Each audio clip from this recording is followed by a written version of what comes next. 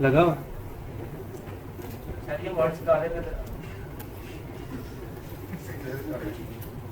बिस्मिल्लाहिर्रहमानिर्रहीम। अस्सलाम वालेकुम स्टूडेंट्स। अच्छा जी, लास्ट हम लोगों ने चैप्टर नंबर 7 कंप्लीट कर लिया था, तो today will discuss chapter number 8 and chapter number 9। ये दो चैप्टर हम डिस्कस करेंगे। चैप्टर नंबर 8 में मल्टीप्लायर, एक्सीलरेटर और बिजनेस साइकिल हमारे पास आ गया। मल्टीप्लायर क्या है, एक्सीलरेटर क्या है, बिजनेस साइकिल क्या है, we will discuss in this chapter.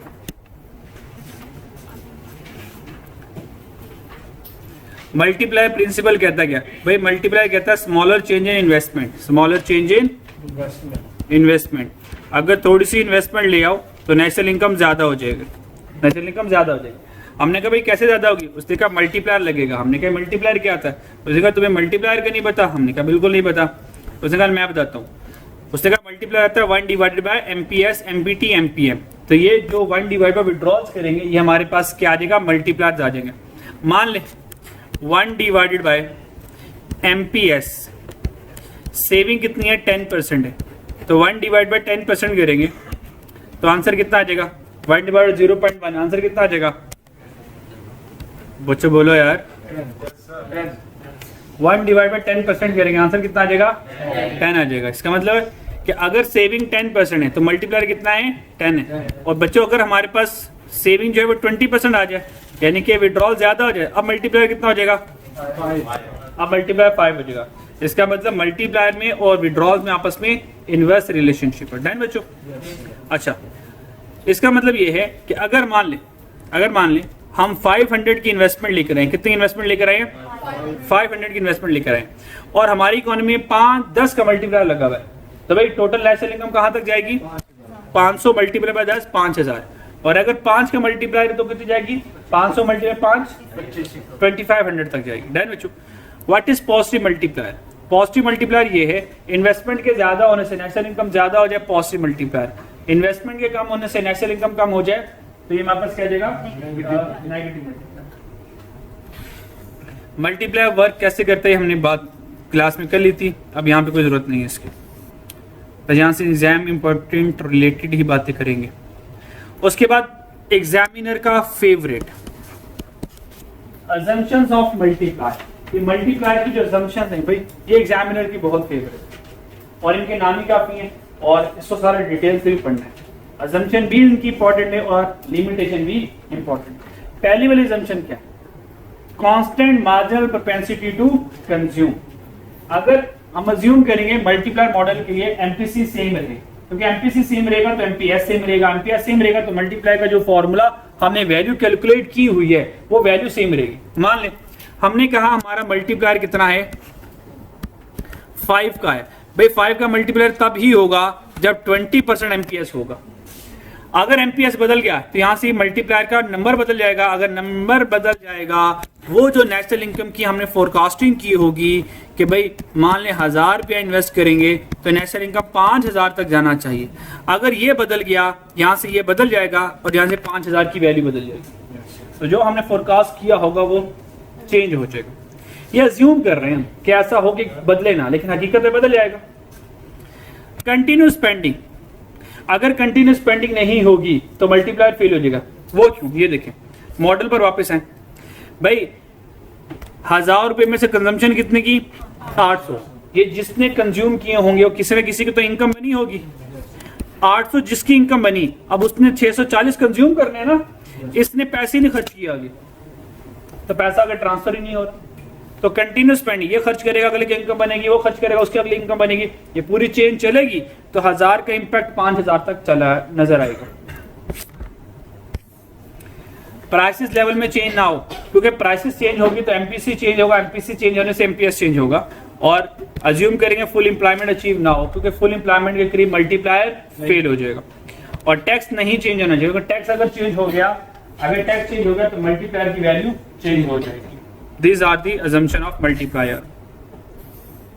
Multiplier extension में फॉर्मूला टैक्स मल्टीप्लायर में सेविंग और टैक्स आ जाता है और इंपोर्ट मल्टीप्लायर में MPS, MPT, MPM तीनों फॉर्मूलाज भी आ जाते हैं। मल्टीप्लायर की लिमिटेशन, कब मल्टीप्लायर फेल हो जाएगा?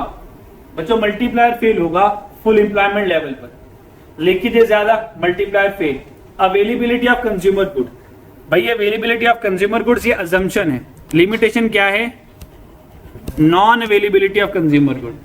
अगर कंज्यूमर गुड्स अवेलेबल नहीं है तो लोग अपने हाथों में पैसे लेके बैठे होंगे और खर्च करना चाह रहे होंगे, कंज्यूमर गुड्स ही नहीं है। अगर कंज्यूमर गुड्स नहीं है, वो खर्च कर नहीं पा रहे, तो इनकम कंजम्पशन में कन्वर्ट नहीं हो रही। और टाइम लैग तो आपको पता है, हर एक फैक्टर की, हर एक प्रिंसिपल की लिमिटेशन मिलती है। एक्सीलरेटर पर आ जाए। एक्सीलरेटर क्या है? ये मल्टीप्लाई का रिवर्स है। एक्सीलरेटर क्या कहते हैं? डेल्टा आई और डेल्टा वाई। ये डेल्टा आई क्या? ग्रॉस इन्वेस्टमेंट है। और आपको पता है इन्वेस्टमेंट किस में होती है? कैपिटल गुड्स में होती है।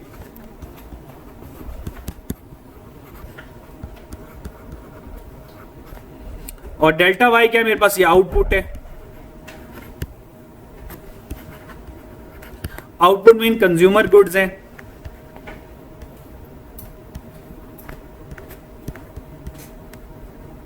इसका मतलब एक्सीलरेटर ये कहता है अगर आपको एक कंज्यूमर गुड बनानी है तो कम से कम 2 का कैपिटल ले, तो ये कैपिटल आउटपुट रेशियो 2:1 हो जाएगी। अगर एक यूनिट बनाना है तो हो सकता है 3 का कैपिटल ले तो 3:1 हो जाएगी। तो कैपिटल आउटपुट रेशियो कुछ भी हो सकती है, पर ये याद रखना एक से ज्यादा हो, एक से ज्यादा हो। ऐसा भी हो सकता है एक के बजाय ऊपर 1.5 आ जाए, ये भी हो सकता है, पर 1 ना। भाई जितनी चीजें बनानी है, रिसोर्सेज उससे ज्यादा हमें रखना है, ताकि वो चीज जो एक यूनिट बनाना चाह रहे हैं वो पूरा के पूरा बन जाए। भाई एक एसी बनाना चाह रहे हैं तो रिसोर्सेज एक एसी के लिए लेके आऊं या एक एसी थोड़े से ज्यादा ले आऊं, ताकि थोड़े से रिसोर्सेज जाया भी हो जाए, कम से कम एक एसी तो पूरा बन जाए। तो ये हमारा एक्सीलरेटर प्रिंसिपल है। और income is a function of investment. Assumptions पर आज अजम्पशन, फर्स्ट वन अजम्पशन जो हमने कैपिटल आउटपुट रेशियो शुरू में डिसाइड कर लेंगे, वो 2:1 हो सकती है, वो 3:1 हो सकती है, वो 4:1 हो सकती है, 5:1 हो सकती है, वो जो भी हो। हमने अपने एनालिसिस के लिए, मॉडल को समझाने के लिए जो भी कैपिटल आउटपुट रेशियो एक मरतबा सेट कर लिया, अज्यूम करेंगे वो हमेशा सेम रहेगा, चेंज नहीं होगा। तो capital output ratio remain same. Existing plant full capacity पे चलना चाहिए ताकि नई इन्वेस्टमेंट आ सके।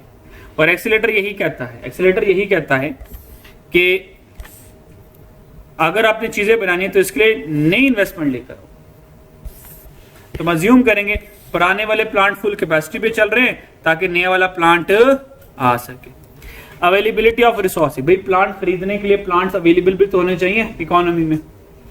फ्लेक्सिबल इन प्रोडक्शन, भाई हम इजीली प्रोडक्शन कर सकते होंगे तो ही नई इन्वेस्टमेंट आएगी। और जब हमने प्लांट खरीदने हैं, मशीनरी खरीदनी है, तो लोगों के पास अगर कैश नहीं है तो लोग क्या करेंगे? बैंक से क्रेडिट लेंगे। तो बैंक के पास सफिशिएंट क्रेडिट अवेलेबल होना चाहिए ताकि वो लोगों को लोन दे दें। लिमिटेशन पर आ जाए। एक्सीलरेटर की लिमिटेशन, अगेन कीमती बात। नंबर 1 एक्सीलरेटर की लिमिटेशन ये है, एग्जिस्टेंस ऑफ स्पेयर कैपेसिटी। अगर स्पेयर कैपेसिटी हमारे पास ऑलरेडी अवेलेबल है तो बताएं मैं नई इन्वेस्टमेंट करूंगा, नई मशीनें लेकर आऊंगा या पहले स्पेयर कैपेसिटी को पूरा करूंगा? पहले स्पेयर कैपेसिटी पूरी करूंगा फिर नई इन्वेस्टमेंट लेकर आऊंगा। ठीक है जी। टाइम लैग तो वैसे लिमिटेशन बनती है। Full employment is not yet reach. Accelerator principle work only if full employment level in an economy has not yet reach. अगर फुल एम्प्लॉयमेंट अचीव ना हो तो एक्सीलरेटर काम करता रहेगा। जैसे फुल एम्प्लॉयमेंट अचीव हो गई एक्सीलरेटर फेल हो जाएगा और आपका तो मल्टीप्लाई भी वहां पे जाके फेल हो जाता है। Constant capital output ratio is impracticable.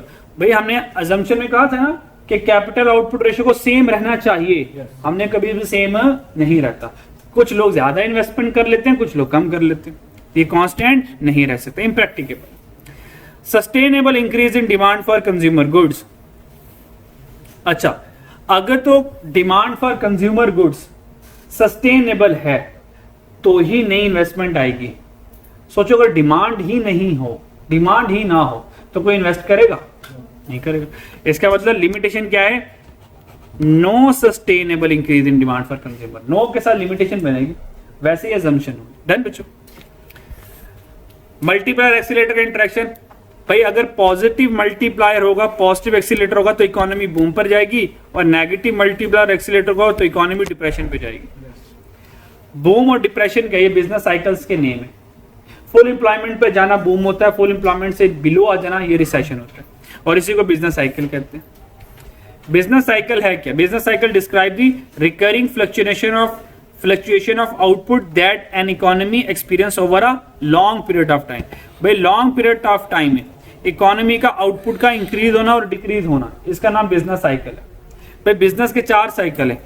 Number 1 boom या peak, second one is recession, third one is trough या depression, and fourth one is recovery. इससे पहले रिसेशन से पहले भी एक फेज होता है, उसको डाउन टर्न कहते हैं। डाउन टर्न वो फेज होता है जहां पर हमारी इकोनॉमी गिरना शुरू हो जाती है, तो समहाउ इसको रिसेशन भी कहते हैं, लेकिन डाउन टर्न रिसेशन से थोड़ा सा टेक्निकली डिफरेंट। तो हैं 4 ही, boom, recession, depression, recovery. Boom पर सब कुछ हाई होगा, रिसेशन में सब कुछ गिर रहा होगा, डिक्रीजिंग होगा, ट्रफ डिप्रेशन में सब कुछ लो होगा, और रिकवरी में इकोनॉमिक ग्रोथ, प्राइसेस सब कुछ इंक्रीज हो रहा होगा। वो सब कुछ क्या है? वो ये है aggregate demand, economic growth, business confidence, investment, ये नाम सारे हैं बताया हुआ। डन बच्चों, चैप्टर डन।